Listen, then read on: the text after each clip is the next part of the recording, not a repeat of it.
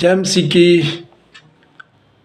प्रभु का धन्यवाद है सुबह के वक्त के लिए, और कुछ बातें परमेश्वर सामने लेकर आ रहा है, हम उनको ध्यान करें और आशीष पाएं।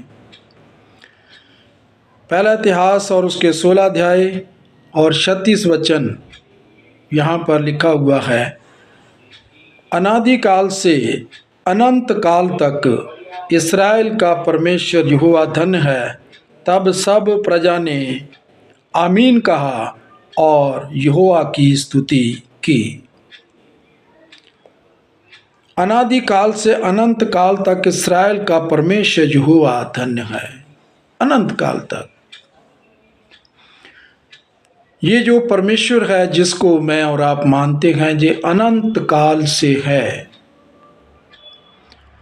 दूसरी ओर हम देखते हैं प्रभु यीशु मसीह के बारे में भविष्यवाणी की गई। यशाया भविष्यवाणी करता है, यशाया और उसका 9 अध्याय, और जब हम उसके 6 वचन को पढ़ते हैं,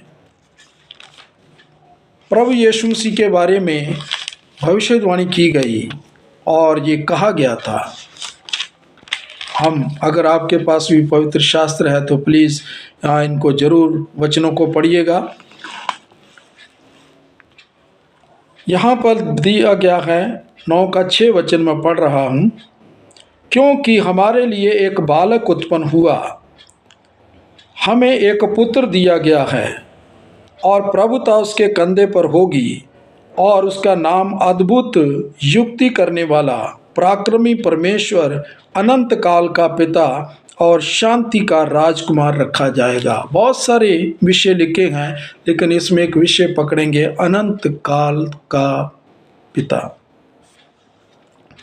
प्रभु यीशु मसीह को भी यहाँ पर यशाया को जब भविष्यवाणी आई, ऊपर से वचन पहुंचा उसके पास में, परमेश्वर के पास से, तो उसको कहा, परमेश्वर ने कहा कि वो भी अनंत काल का एक पिता होगा। तीसरी बात आ जाती है पवित्र आत्मा। पवित्र आत्मा भी अनंत काल से ही था। जब ये पृथ्वी नहीं बनी थी, कुछ नहीं बना था। हम लोग शास्त्र में पढ़ते हैं, अगर उत्पत्ति की पुस्तक और उसके पहले अध्याय में ही आते हैं, और वहाँ पर पहले अध्याय में ही बोल के दिया गया है, दूसरा वचन है, और पृथ्वी बेडौल और सुनसान पड़ी थी, और गहरे जल के ऊपर अंधियारा था। तब परमेश्वर का आत्मा जल के ऊपर मंडलाता था। ये पवित्र आत्मा भी अनंत काल से ही है। यहाँ पर 3 लोग जो हैं अनंत काल करके बोल के दिया गया है। परमेश्वर अनंत काल का है, यीशु मसीह भी अनंत काल तक का है। प्रभु यीशु मसीह के बारे में हम देखते हैं कि वो एक शरीर को धारण किए, इस संसार के अंदर आए, उन्होंने एक बालक उत्पन्न हुआ, हमें दिया गया, और उसको एवरलास्टिंग पिता करके भी यशाया संबोधित कर रहा है। उन्होंने एक मनुष्य का रूप धारण किया, प्रभु यीशु मसीह ने, और वो अनंत काल के थे, शुरू से ही परमेश्वर के साथ थे। वो शरीर में आए, इसलिए आए कि मनुष्य जाति का उद्धार हो, उनको मोक्ष प्राप्ति हो, और वो स्वर्ग में जाएं, जहाँ परमेश्वर अनंत काल का पिता रहता है। वहाँ पर इस प्रभु यीशु मसीह को भी वहीं से लाया गया कि लोग उसके द्वारा उद्धार पाएं, मोक्ष प्राप्ति करें और स्वर्ग में पहुंच जाएं। वचन के अंदर में लिखा है कि जब यीशु मसीह आए, इस संसार में बड़े हुए, और उनको क्रूस के ऊपर में ठोंका गया। उन्होंने हमारे लिए क्रूस पे, हमारे पापों के लिए क्रूस के ऊपर अपनी बलि दी, और बलि देकर मनुष्य को इस लायक बनाने के लिए उन्होंने यहाँ पर एक मार्ग तैयार किया कि लोग परमेश्वर तक पहुँच जाएं, जो अनंत काल का पिता है, जिसने मनुष्यों की उत्पत्ति की, जिसने सारी सृष्टि की उत्पत्ति की, जिसने सब कुछ जो नेचुरल है, प्राकृतिक जो है, जिसको मनुष्य नहीं बना सकता है, जहाँ कोई नहीं बना सकता है, उस परमेश्वर ने बनाया। तो ये परमेश्वर की ओर से मनुष्य को जो प्रभु यीशु मसीह एक वरदान के रूप में दिए गए, जो वचन के अंदर है कि ये वरदान किसी को अपने आप नहीं मिल सकता है जब तक कि परमेश्वर उसके ऊपर इस भेद को ना खोले, जो हम यूहन्ना सुसमाचार 6 अध्याय में और उसके 64-65 वचन को अगर पढ़ते हैं तो वहाँ पर ये बातें लिखी हैं। प्रभु यीशु मसीह ने स्वयं कहीं, कोई मेरे पास नहीं आ सकता है जब तक पिता की ओर से उसे ये वरदान ना दिया जाए। तो ये एक गिफ्ट के रूप में प्रभु यीशु मसीह जो हमें मिले हैं। मैं इनके विषय में कहना चाह रहा हूँ कि ये एवरलास्टिंग है।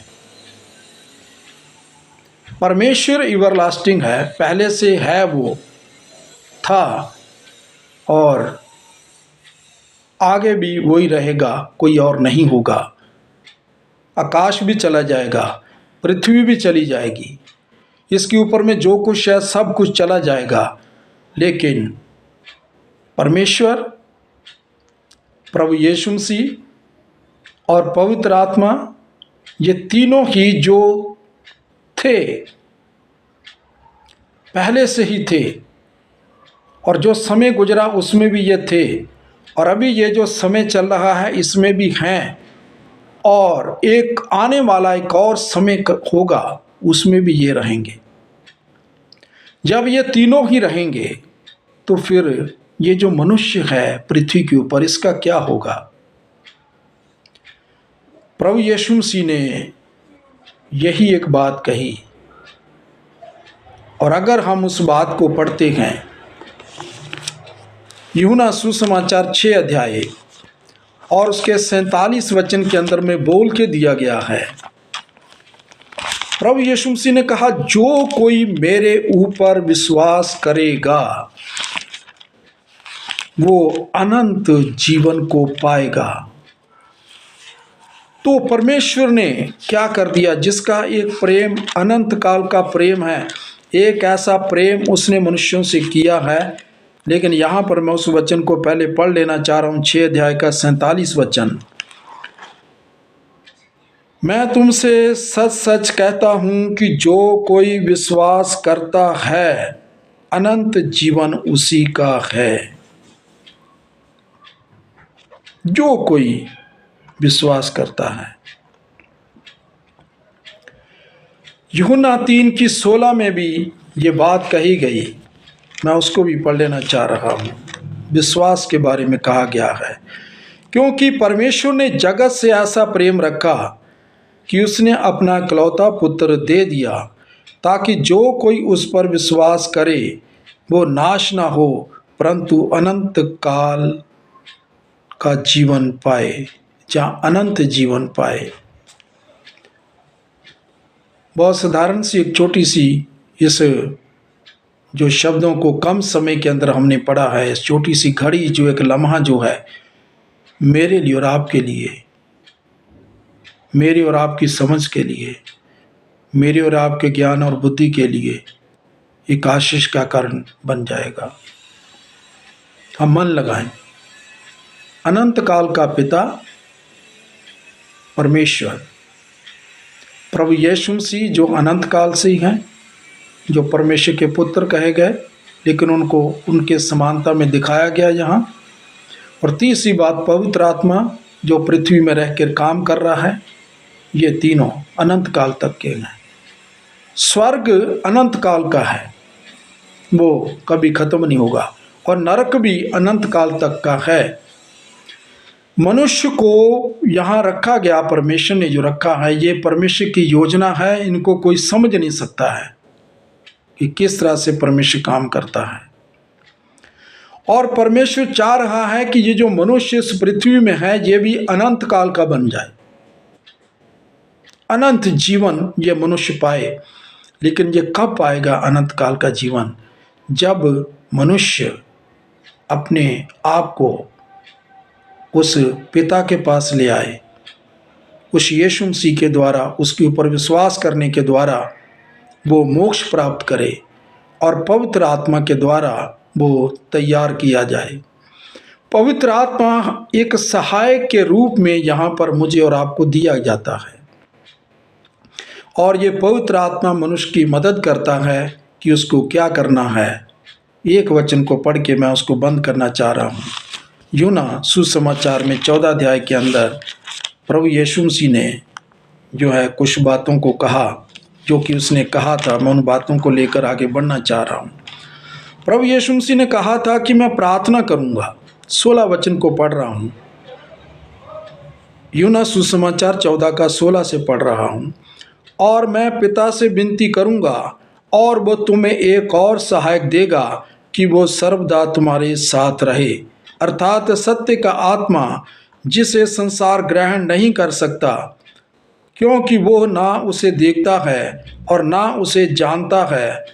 तुम उसे जानते हो क्योंकि वो तुम्हारे साथ रहता है और वो तुम में होगा। पेंतेकुस्त के दिन ये लोगों के हृदयों में उड़ेला गया सत्य का आत्मा। ये इसलिए उड़ेला गया था। यूना सुसमाचार अध्याय 16 और 7 वचन से मैं और पढ़ रहा हूँ। तो भी मैं तुमसे कहता हूँ, मेरा जाना तुम्हारे लिए अच्छा है, क्योंकि यदि मैं न जाऊँ तो वो सहायक तुम्हारे पास न आएगा, परंतु यदि मैं जाऊँगा तो उसे तुम्हारे पास भेज दूँगा। और वो आकर संसार को पाप और धार्मिकता और न्याय के विषय में निरुत्तर करेगा। पाप के विषय में इसलिए कि वे मुझ पर विश्वास नहीं करते, और धार्मिकता के विषय में इसलिए कि मैं पिता के पास जाता हूँ और तुम मुझे फिर कभी ना देखोगे। न्याय के विषय में इसलिए कि संसार का सरदार दोषी ठहराया जाएगा। इस संसार के अंदर जो लोग हैं, अब ऐसा तो नहीं है कि सारे के सारे लोग ही स्वर्ग में पहुंच जाएंगे।